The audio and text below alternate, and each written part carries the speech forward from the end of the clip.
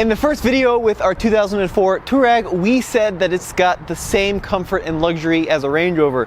Well, that car cost us $4,600, and I brought along a Range Rover, a $131,000 Range Rover Sport SVR.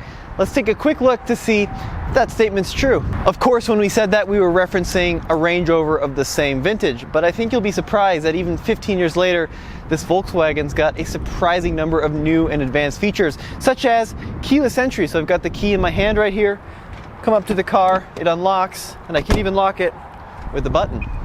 The Range Rover, of course, does the same thing. I've got the key in my pocket, come up to the door, it unlocks, close the door, push the little indent, and it locks. The only difference being that in the Touareg, I still have to get my key out of my pocket to turn the car on in the ignition. This one has push button start. This Range Rover has one of my favorite features in any car, and that's soft close doors. So you gently close the door and then it sucks it in the rest of the way. It's a $610 option. The Touareg doesn't have soft close doors, but it does have one soft close item. And that item is the trunk. Check this out.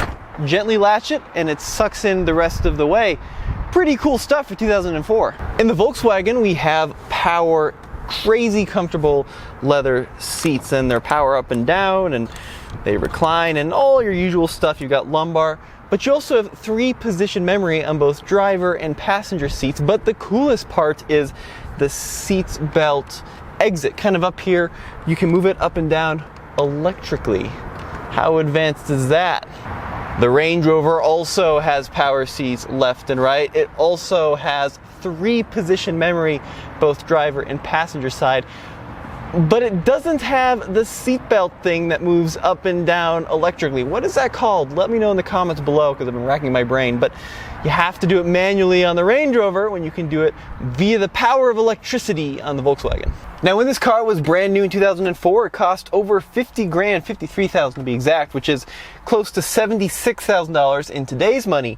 And that got you a lot of fun stuff. First of all, leather on everything, and it's soft, high quality leather. Then of course, you've got the climate control system. I have heated seats on all 4 corners. But they're not just heated seats, they're 5-position heated seats. Let's see what the Range Rover has. So this Range Rover also has heated seats. They're activated a little differently. You actually have to push in on this knob and then adjust them this way. Ooh, interesting. They're only 3-position in the front, and in the rear, same thing. However, it does have cooled seats in the front, so it did one up me there. What about other climate parts? Well, we do have automatic climate in the front, so dual zone, and in the back, we actually also have automatic climate, so 4-zone automatic climate, and we even have a heated steering wheel. Let's see what the Range Rover's got.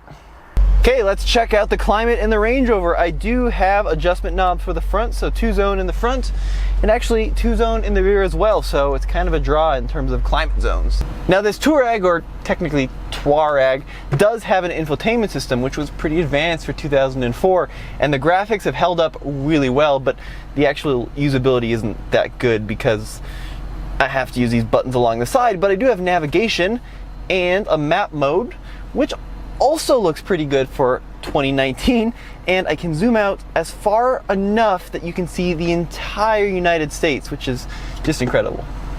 Of course, the Range Rover also has an infotainment screen that can display well beyond just radio and navigation. I've got eco data, I've got 4-wheel drive information, but if you do dive into that navigation screen, you'll find that it's pretty good actually, and it's much better than what it was in 2004. Obviously, it should be after 15 years, but I also have an additional screen down here that controls climate and seats and settings. So everything in the Range Rover is pretty much digital, but for the most part, they do similar stuff, except when it comes to the radio. So in this old Volkswagen, I do have a pretty conventional radio system, which means I have FM and AM, but not much else.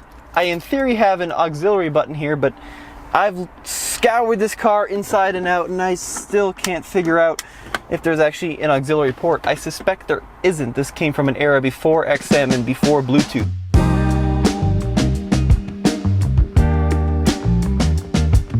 In the Range Rover, I also have FM and AM radio, but well, I have more than that as well, because I have satellite radio, I have Bluetooth streaming, I have online music streaming. It's a lot more advanced. Now let's talk about speakers. This one has, well, an optional speaker package. And ready for this? It's a 1700 watt Meridian system that costs $4,540. So the radio system, the audio system in this car costs as much as that entire 2004 Volkswagen Touareg.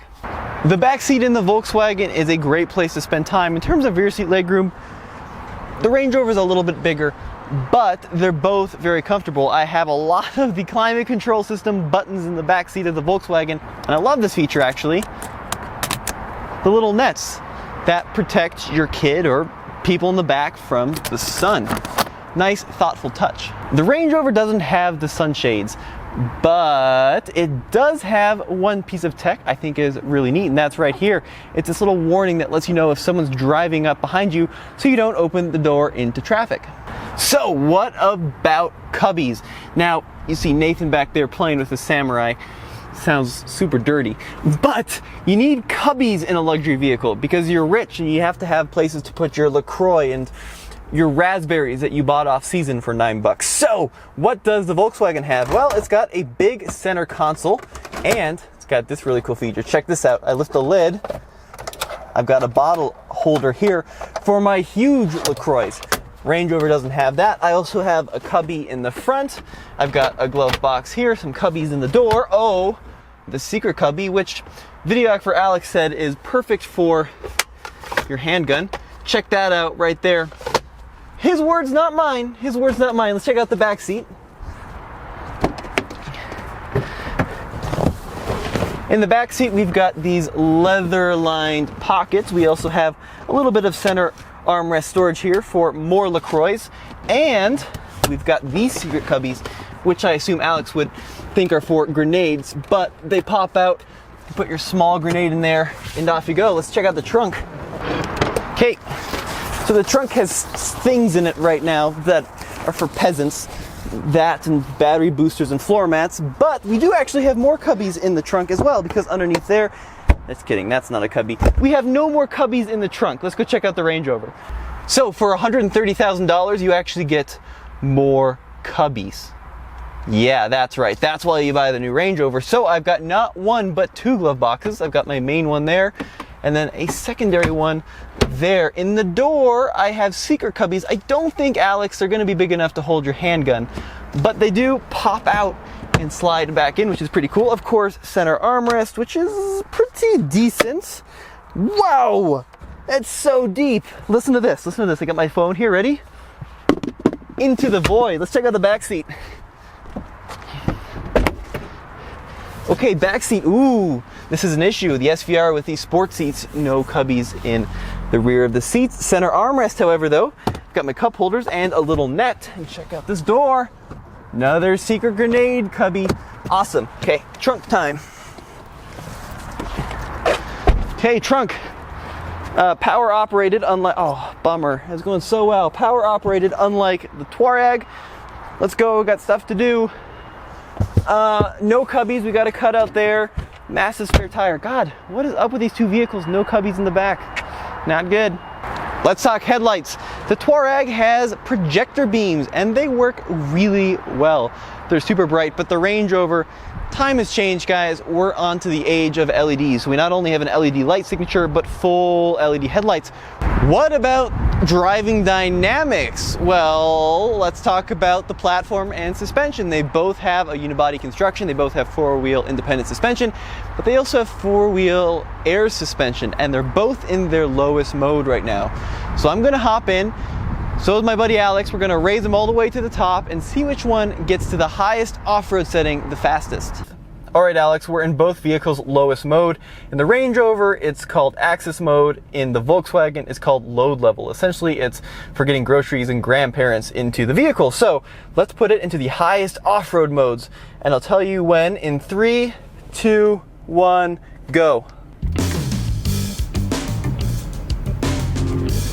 Okay, yeah, so the Range Rover is absolutely crushing me right now. In the Touareg, I can go between about 6 inches and about 12 inches, but at 124,000 miles, it's a little bit pokey, so I think you absolutely destroyed that one. I'll let you know when I'm up. Yeah, I finished a long time ago. Okay, almost there. Still going. Okay, rad. Let's talk about off-roading really quick because we're TFL and we love doing it. Now, actually I gotta say, it looks to my eye that the Touareg, even though it took much longer to get up to its highest level, is actually sitting higher, which is impressive. 12 inches of ground clearance is what Volkswagen said versus 10 inches is what Range Rover says in the highest height. I also have a manually locking center and rear diff, so pretty killer off-road. The Range Rover though, even the SVR has terrain modes, which is crazy because we're rolling on 22-inch completely road-going street tires. It also has the air suspension and you can really adjust and dial in the mud and the ruts and whatever. But for off-roading, I'd still pick the Touareg. And the last metric we need to talk about is performance. The Range Rover is a monster 5-liter supercharged V8. 475 horsepower, 416 pound-feet of torque. And this is kind of the wrong Touareg I brought because this is a V8. It's a 4.2 liter, 310 horsepower, 302 pound-feet of torque. But this is where things get interesting. If I had the V10 twin turbo diesel that was available here in the US, I'd actually have more torque than the Range Rover, 550 pound-feet of torque, which is nuts. There's also a W12 engine option available. Of course, 6-speed automatic versus like 8. So that of course has something to do with it as well. But as amazing as this Range Rover sounds, I think you'll find the Volkswagen also sounds pretty good.